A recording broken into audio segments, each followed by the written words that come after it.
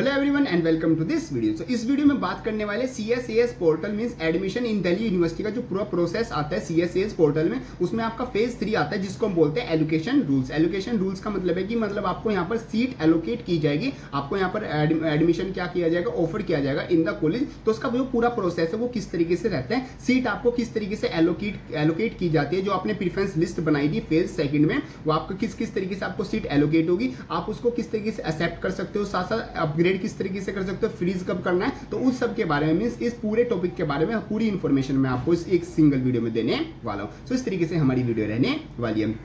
So hello everyone, my name is Gaurav, I hope you all are doing well. तो देखो मैं यहाँ पर सबसे पहले आपके सामने स्क्रीन शेयर कर देता हूँ, जस्ट अ सेकंड।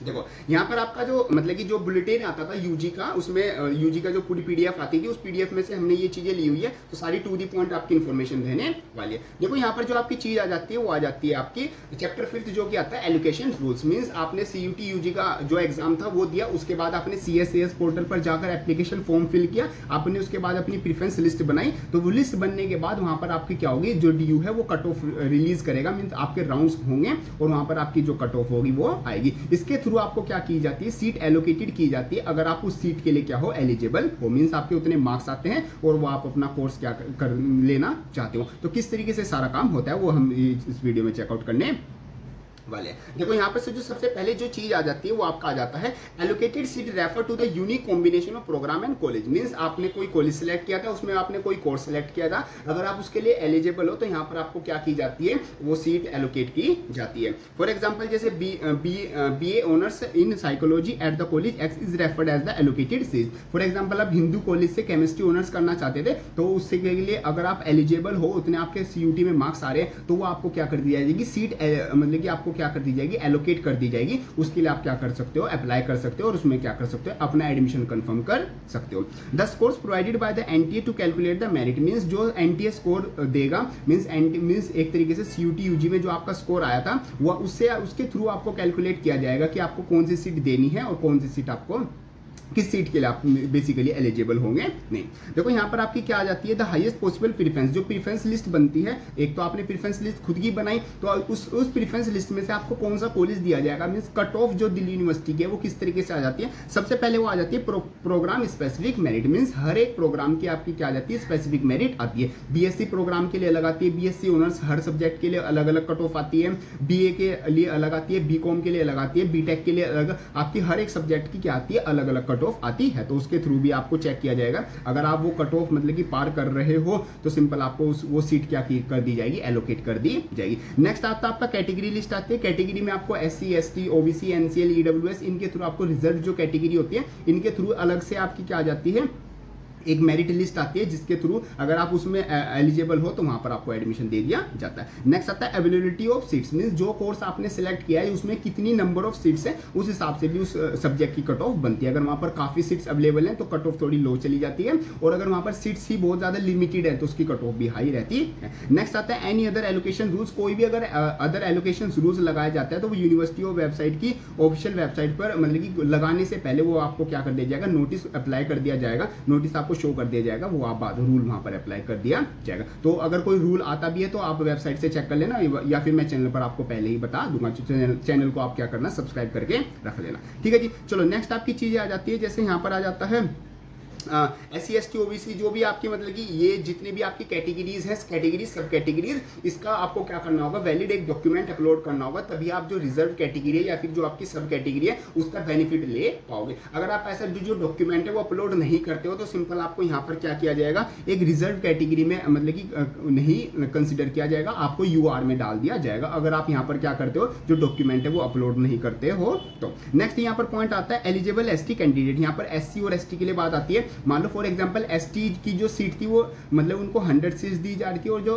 SC जो स्टूडेंट थे उनको भी 100 सीट्स दी जा रही थी। तो जो SC के स्टूडेंट्स ST के जो स्टूडेंट्स हैं, इसको पॉइंट को ध्यान से समझ के चलना, उसमें जो 80 स्टूडेंट्स हैं वो मतलब एलिजिबल थे, उन्होंने वहां पर सीट फिल कर ली। 20 सीट्स जो है वो वैकेंट रह जाती है, उन पे कोई भी ST का स्टूडेंट्स अप्लाई नहीं कर रहे, वो वैकेंट है। तो वहां पर जो SC के स्टूडेंट्स है वो मतलब कि एलिजिबल हो जाते हैं। ऐसी वाइस वर्सा हो जाता है, SC के केस में ST जा सकते हैं और उसके SC के केस में ST अपना जा सकते हैं, मतलब दोनों एक दूसरे की जो सीट्स है वो ऑक्यूपाई कर सकते हैं अगर वहां पर वैकेंट रह जाती है तभी। Clear point. चलो जी ये आपकी पॉइंट चीजें सारी आ जाती है। नेक्स्ट आता है यूनिवर्सिटी में do extra allocation in the initial rounds of allocation, मतलब कि देखो जल्दी से सीट फिलअप करने के लिए, जल्दी एडमिशन प्रोसेस कराने के लिए आपको क्या आपको मतलब कि जो यूनिवर्सिटी ऑफ दिल्ली वो क्या करती है, एक्स्ट्रा एलोकेशन करती है, जो कि just like sport rounds, mid entry, कुछ इस तरीके से आपके आ जाते हैं। बाकी स्पोर्ट राउंड, मिड एंट्री क्या क्या चीजें होती है, किस तरीके से रहती है, तो आप ये वाली वीडियो जरूर चेकआउट कर सकते हो। ठीक है जी। नेक्स्ट आपकी जो चीज आती है वो seat allocation and admission, means आपको सीट दे दी जाएगी और आपका एडमिशन होगा वो किस तरीके से रहेगा। तो यहाँ पर पॉइंट आता है the candidate must log in to his her CSAS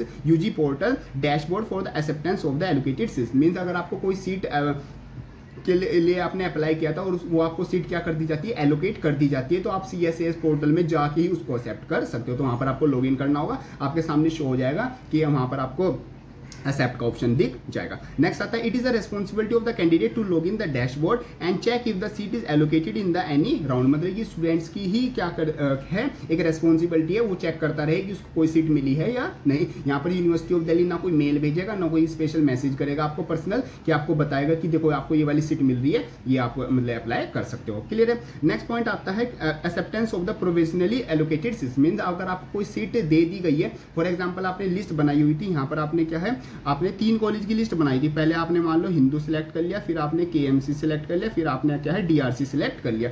तो इस कॉलेज में फॉर एग्जांपल आपको KMC क्या मिल गया, कॉलेज मिल गया, तो ये KMC कॉलेज आपको क्या करना होगा, मस्ट एक्सेप्ट, मतलब आपको जरूर एक्सेप्ट करना होगा, आप डिक्लाइन नहीं कर सकते। अगर आप क्रॉस कर देते हो, डिक्लाइन कर देते हो या फिर आप इग्नोर कर देते हो तो आपको एडमिशन प्रोसेस से क्या कर दिया जाएगा, बाहर कर दिया जाएगा। साथ साथ अगर आपको KMC की सीट मिल रही है तो नीचे के जितने भी कॉलेज की आपकी जो मतलब कि जो आपने लिस्ट बनाई थी उनमें आपका एडमिशन कैंसिल कर दिया जाएगा। बस जो ऊपर के कॉलेज है और जो आपको कॉलेज मिला है उसके लिए आप क्या होगे, एलिजिबल होगे। क्लियर है। चलो जी। नेक्स्ट यहाँ पर आता है offered multiple seats in a particular round, यहाँ पर क्या आ जाता है, देखो कि आपने जो प्रेफरेंस लिस्ट बनाई थी तो आपको आपने अलग अलग कोर्सेज, अलग अलग कॉलेज सिलेक्ट किए थे, तो वहां पर आपको एक से ज्यादा सीट भी एलोकेट कर दी जा सकती है। तो जो भी सीट आप सिलेक्ट करना चाहते हो उसको आप सिंपल क्या कर लोगे, एक्सेप्ट कर लोगे।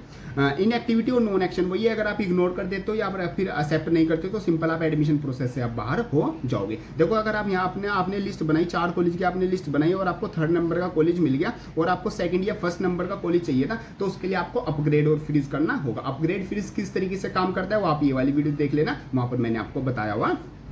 क्लियर है पॉइंट। नेक्स्ट आता है online approval by the college, means आपको फॉर एग्जांपल 3rd या कोई भी लिस्ट का मतलब आपको कॉलेज मिल गया, आपको सीट एलोकेट हुई और आपने वहां पर क्या कर दिया, एक्सेप्ट कर दिया। उसके बाद क्या प्रोसेस होगा, उसके बाद क्या होगा, अप्रूवल होगा by the college, means college आपका जो डिटेल्स है वो सब कुछ चेकआउट करेगा, जिसमें आपकी क्या रहती है, एक तो मिनिमम एलिजिबिलिटी रहती है। मिनिमम एलिजिबिलिटी मतलब आपके क्लास 12th में देखा जाएगा वो सब्जेक्ट है या नहीं है, आप मतलब कि CUT में कितना स्कोर था वो चेक किया जाएगा। साथ आपकी प्रोग्राम स्पेसिफिक एलिजिबिलिटी, मींस जो आप अपना प्रोग्राम लेना चाहते हो उसके लिए आप एलिजिबल हो या नहीं हो, जैसे आप साइंस करना चाहते हो बट आप स्टूडेंट्स साइंस के हो या नहीं हो, ये सब कुछ चीजें चेक होगी। साथ आपकी सब्जेक्ट मैपिंग की जाएगी, आपके 12th में वो सब्जेक्ट हैं और आप CUT में उन सब्जेक्ट का जो है एग्जाम देके आ रहे हो, ये चीज चेक की जाएगी। साथ आपका डॉक्यूमेंट्स भी हैं, आपके कास्ट सर्टिफिकेट, आपके जो भी डॉक्यूमेंट्स, अगर आप स्पोर्ट्स कोटा से अप्लाई कर रहे हो, ECA से अप्लाई कर रहे हो, तो ये सब चीजें चेक होगी और ये सब चीजें अगर सही होती हैं तभी आपको अप्रूव किया जाएगा कॉलेज की तरफ से। अगर इसमें इन चीजों में कुछ भी प्रॉब्लम होती है तो सबसे पहले तो वहां पर आपको क्या दिया जाएगा,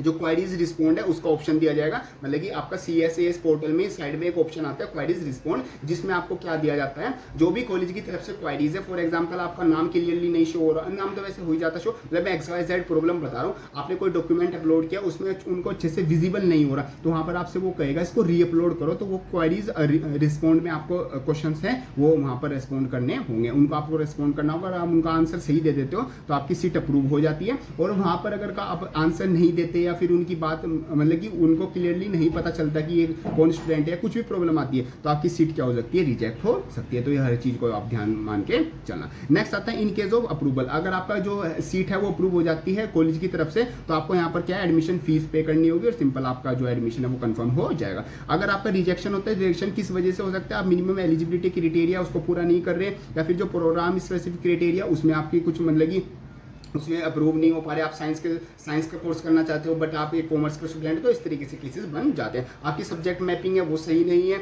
आपके जो डॉक्यूमेंट्स अपलोड किए थे आपने वो सही नहीं है, उनका फॉर्मेट, उनकी डेट या फिर उनको जो ऑफिसर के सिग्नेचर होने थे वो सही नहीं है, या फिर आप उसने जो क्वेरीज रिस्पॉन्ड का जो ऑप्शन था उसमें क्वेरीज अपलोड की, वहाँ पर कैंडिडेट ने कुछ भी उनका रिप्लाई नहीं किया, तो उनकी वजह से आपका क्या कर सकता है, जो सीट है वो रिजेक्ट हो सकती है। इन चीज़ों का आपको ध्यान रखना है। रेस्पॉन्ड टू क्वेरीज मैंने आपको समझाई दिया, जो क्वेरीज है उनका रिस्पॉन्ड आपको करना होगा। कॉलेज को जो भी आपसे क्वेश्चन पूछना होगा वो वहां से पूछा जाएगा, तो आप उसके लिए आपको रेगुलर जो CSAS पोर्टल है उस पर क्या करना होगा, रेगुलर जाते रहना होगा और ऐसे ही रेगुलर आपको चैनल पर आते रहना होगा, ताकि मैं आपको यहाँ पर जो भी आपके इन्फॉर्मेशन है वो आपको पता चलती रहे। Clear point. नेक्स्ट आता है admission to the provisionally allocated seat. तो एलोकेटेड मतलब कि आप अपने कॉलेज की तरफ से आपको क्या हुआ, सीट क्या कर दी गई, अप्रूव कर दी गई, उसके बाद आपको क्या करनी होगी, फीस पे करनी होगी। अगर आप फीस पे टाइम से नहीं कर दे तब भी आपका एडमिशन कैंसिल कर दिया जा सकता है। तो जितनी फीस आपकी कॉलेज की है, आपकी 10 से लेकर 20K के बीच में सभी कॉलेज की फीस रहती है, कुछ की थोड़ी 25-30K तक चली जाती है। वो कोर्सेज पर भी डिपेंड करता है आपने कौन सा कोर्स और कौन सा कॉलेज लिया है। बाकी यूनिवर्सिटी ऑफ दिल्ली की फीस इतनी ज्यादा नहीं है। फिर आपको क्या करना होगा, ये एडमिशन जो फीस है ये पे करनी होगी। एडमिशन फी पे करने के बाद ही आपका जो पूरा जो ये मतलब कि एप्लीकेशन फॉर्म है, जो पूरा एडमिशन है वो कंफर्म माना जाएगा। इस तरीके से आपकी सारी चीजें रहती है। नेक्स्ट आता है subsequent allocation round. Subsequent allocation round का मतलब क्या है, फॉर एग्जांपल फर्स्ट राउंड आपका हुआ और फर्स्ट राउंड में आपकी क्या है, कुछ सीट क्या रह गई, वैकेंट रह गई, तो आप अपना अगर अपग्रेड और फ्रीज का आपने ऑप्शन सेलेक्ट किया हुआ था, फॉर एग्जांपल आपने 3 कॉलेज सेलेक्ट किए हुए थे और आपको 3rd नंबर का कॉलेज मिला हुआ था, तो आप ये 2nd और 1st नंबर का कॉलेज भी ले सकते हो अगर आपने वहां पर अपग्रेड का ऑप्शन सेलेक्ट किया हुआ था। तो उसके लिए मैंने बताया हुआ, अपग्रेड वाली वीडियो देख लेना, वो किस तरीके से काम करता है अपग्रेड ऑप्शन, तो वो मैंने आपको वहां पर बताया हुआ है। Clear point. चलो जी, यहाँ पर एक बार फिर भी मैं आपको बता देता हूँ। बेस्ड ऑन एबिलिटी, मतलब कि फर्स्ट राउंड में कुछ बच्चे क्या करते थे ना, रिजेक्ट हो जाते हैं या फिर सीट कैंसिल कर देते हैं या फिर अपने आप से विड्रॉ हो जाते हैं, तो कुछ सीट बच जाती हैं। तो हर राउंड के बाद कुछ क्या करते हैं, स्पेशल राउंड, स्पोर्ट्स राउंड निकाले जाते हैं और साथ साथ मिड एंट्री भी की जाती है, तो उनके थ्रू भी आप क्या कर सकते हो, एडमिशन ले सकते हो। उनके लिए मैंने ये वाली स्पेशल वीडियो बनाई हुई है। तो आपको सबसे पहले तो आपको ध्यान रखना है, जो आपकी प्रीफरेंस लिस्ट है वो आपको बहुत ध्यान से बनानी है, क्योंकि उसके थ्रू ही आपका हर कॉलेज में आपका एडमिशन होगा। कौन सा कॉलेज आपको मिलेगा, कौन सा कोर्स मिलेगा, वो आपकी प्रेफरेंस लिस्ट पे डिपेंड करता है। तो इस तरीके से आपकी जो पूरा सीट एलोकेशन का जो सिस्टम है वो आपको आ जाता है। सीट आपको इस तरीके से आपको क्या करी जाएगी, एलोकेट की जाएगी। आई होप आपकी सारी चीजें समझ में आ गई होंगी। अभी भी कोई आपका डाउट आता है किसी भी चीज से रिलेटेड, कितने भी आपके क्वेश्चन आते हैं, तो कमेंट बॉक्स में लिख सकते हो या फिर मेरे को इंस्टाग्राम पे जहां पर से आप मेरे से कॉन्टैक्ट कर सकते हो, वहां पर मेरे को मैसेज कर देना। उसकी प्रॉब्लम का सोल्यूशन भी हम आपको वहां पर प्रोवाइड करा देंगे।